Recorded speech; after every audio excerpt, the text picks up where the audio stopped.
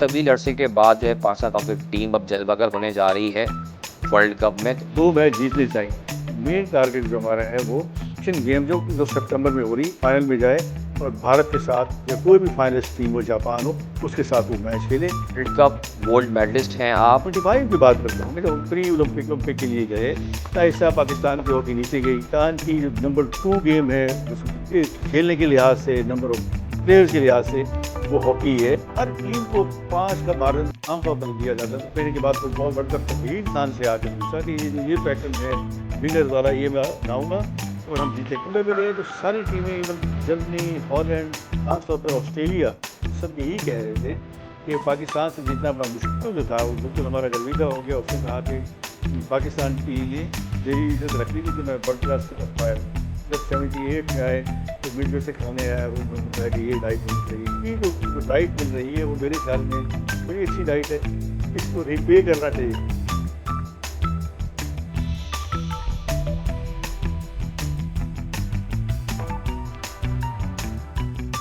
سمیع بھائی 8 سال کے طویل عرصے کے بعد جو ہے پاکستان کرکٹ ٹیم اب جلوہ گر ہونے جا رہی ہے ورلڈ کپ میں, تو اس ٹیم کو آپ کیسے دیکھتے ہیں, کیونکہ آپ چیئرمین سلیکشن کمیٹی بھی ہیں, تو ٹیم کیسی دکھائی دیتی ہے آپ کو؟ دیکھیں ایک اس بڑا لمبا پروسیس ہم نے کیا.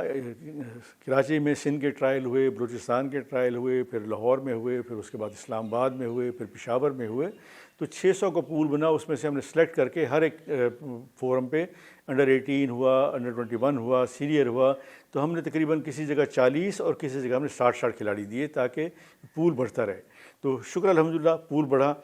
تو انڈر 18 کی ٹیم بھی بن گئی, انڈر 21 کی بھی ٹیم بن گئی. اب جیسے آپ پوچھ رہے ہیں مجھ سے, تو پاکستان سینئر ٹیم ہم نے فارم کر دی ہے. اس کی پرو لیگ میں اتنی اچھی پرفارمنس نہیں رہی سوائے 2 میچز کے, لیکن مجھے اب کبھی امید ہے کہ وہی ٹیمیں ہیں. بھارت اس میں ہے, اس میں انگلینڈ ہے اور ویلز کی ایک ٹیم ہے. تو ہمیں 2 میچ جیتنے چاہیے. ویلز کا تو مجھے خیال ہے کہ جیت جائیں گے, لیکن بھارت کا جو ہے چانسز ہو سکتا ہے کہ ایموشنلی اگر ہم اچھا کھیلیں, کوشش کریں, تو ان سے چانس ہو سکتا ہے جیسے 3-4 سے ہم ہارے.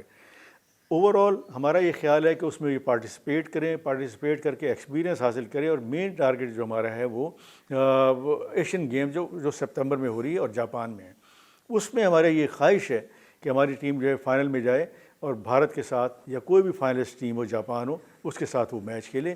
یہ ہمارے پروگرام ہے اور انشاءاللہ اس پہ ہم عمل درآمد کریں گے. اگر ہم ماضی کی بات کریں تو اس وقت پاکستان ہاکی ٹیم کی کیا طاقت تھی جو اب موجودہ ٹیم میں دکھائی نہیں دیتی ہے؟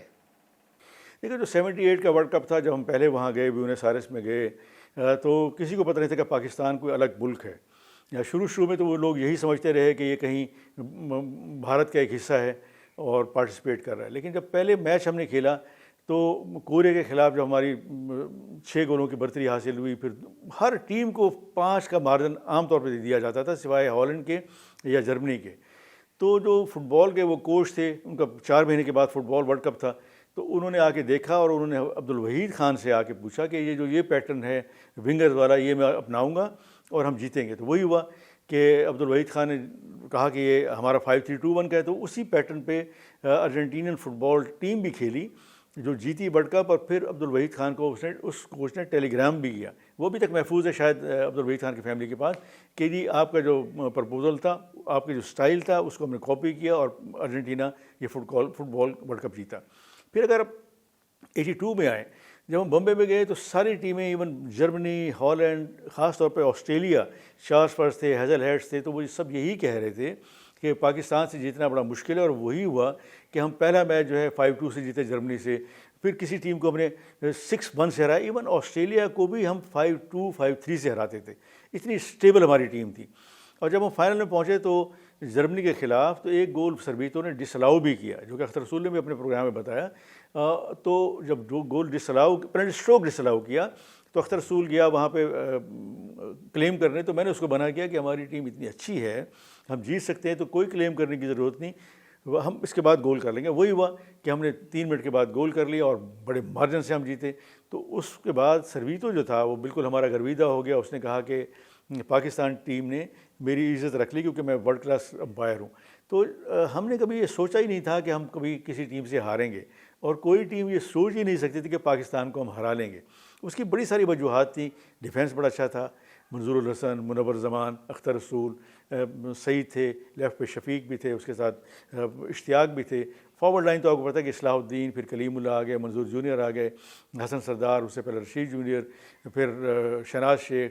لیفٹ پہ سعید خان تھے، حنیف خان تھے، لیفٹ آؤٹ میں تھا. تو اتنی بیلنس ٹیم تھی کہ کسی نے یہ سوچا نہیں تھا کہ پاکستان ٹیم کو ہرا سکیں گے.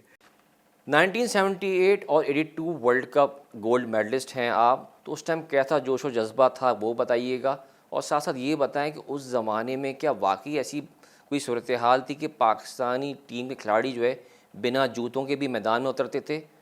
جب ہم 75 کی بات کرتا ہوں میں، جب ہم پری اولمپک کے لیے گئے، فرسٹ ٹائم آرٹیفیشل ٹرف جو انٹروڈیوس ہوئی، تو کسی کو پتہ نہیں تھا کہ کون تھے. ہم عام شوز سے کھیلتے تھے، وہ سلپ کرتے تھے. پھر ہمیں فٹ بال کے شو دیے گئے تو وہ کچھ گزارا ہوا. لیکن اس وقت اتنی ریسرچ تیزی سے ہوئی کہ پوما، ایڈیڈاس ہو گیا، نائکی ہو گیا، پروسپیک ہو گیا، ان سب شو مینوفیکچررز نے چھوٹے ٹپس والے شو نکالے. اور واقعی آپ کی بات ٹھیک ہے، جیسے زاہد شیخ تھا، کبھی کبھی جوتے اتار دیتے تھے، اور کھلاڑی بھی جیسے وہ تنگ آ کے.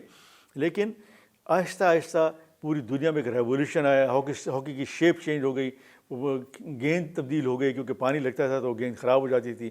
تو پلاسٹک اورینٹڈ ہاکی آ گئی، پلاسٹک کی ہی وہ گیند آ گئی، ویسے شو آ گئے. 71 میں ہم باٹا کے اور سروس کے شو، پی ٹی شو لیتے تھے جو کہ بڑے پاپولر تھے، 3 روپے اور 5 روپے کا. یہ میں نے خود خریدا. اور اس کے ساتھ ساتھ یہ تھا کہ ہاکی اسٹک جو تھی وہ 13 روپے کی تھی، ہینڈ میڈ. تو اتنا سستا کا زمانہ تھا. اور جن کے پاس ہاکی نہیں ہوتی تھی وہ ڈنڈے لے کے درخت کے ہاکی شیپ بنا کے وہ کھیلتے تھے. تو ہم تو اپنی چچا کی ہاکی لے کے آتے تھے. لیکن ہر دوسرا آدمی، ہر دوسرا بچہ ہاکی کا شیدائی تھا. اس وقت کرکٹ اتنی پاپولر نہیں تھی.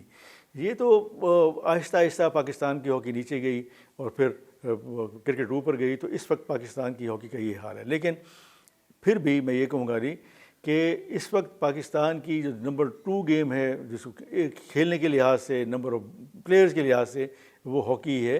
اگر تھوڑی سی اس پہ محنت کی جائے تو ہماری ٹیم پہلے 8 میں آ سکتی ہے. ایک سوال جو ہے سب کے ذہنوں میں آتا ہے کہ نیوٹریشن پلان کیا ہے، کہ دیکھیں پاس میں سہولیات کا کہا جاتا ہے کہ زیادہ چیزیں نہیں تھیں، تو کیا دیسی کھانوں پہ آپ لوگ انحصار کرتے تھے یا کچھ خاص میز بھی بتائی جاتی تھی؟ تو وہ یہ بھی بتائیے گا پلیز. اس زمانے میں ایک فیملی کے 6 بچے تھے، تو ڈائٹ پلان تو کچھ تھا نہیں. یہی عام گوشت اور سبزی اور وہی روٹی یا سلاد، جو پیاز تھے اور جو کھاتے ہیں ہم گرین سلاد کھاتے ہیں. لیکن ایک چیز ضرور تھی کہ پورے جتنے بھی گورنمنٹ اسکولس تھے وہ سارے کے سارے، میں بہاولپور میں رہتا تھا، ٹیکنیکل ہائی اسکول کے جو پرنسپل تھے انہوں نے پوری ٹیم کا، وہاں پہ ایک دودھ کی دکان تھی کہ آپ شام کو کھیل کے 1 گلاس دودھ پئیں ریگولرلی. اور اس میں سارے اسپورٹس کے کھلاڑی تھے، تقریباً آلموسٹ 60 سے 70، جو گورنمنٹ آف پاکستان پے کرتی. یہی نیوٹریشن تھی کہ آپ صبح دودھ پی لیں، شام کو دودھ پی لیں. اور اس وقت دودھ بھی خالص تھا اور اس وقت ایٹماسفیئر بھی بہتر تھا. ڈائٹ پلان تو ابھی شروع ہوا. ایئر مارشل نور خان جب 78 میں آئے تو مڈ وے سے کھانے آئے اور انہوں نے بتایا کہ یہ ڈائٹ ہونی چاہیے. اب تو اور ڈائٹ پلان آ گیا کہ آپ پازیٹیو چیزیں کھائیں، انرجی والی چیزیں کھائیں، آپ جو ہے روٹی کم استعمال کریں، سلاد لیں، گوشت زیادہ کھائیں. اور ابھی جو ان کو ڈائٹ مل رہی ہے وہ میرے خیال میں بڑی اچھی ڈائٹ ہے. اس کو ریپے کرنا چاہیے کھلاڑیوں کو.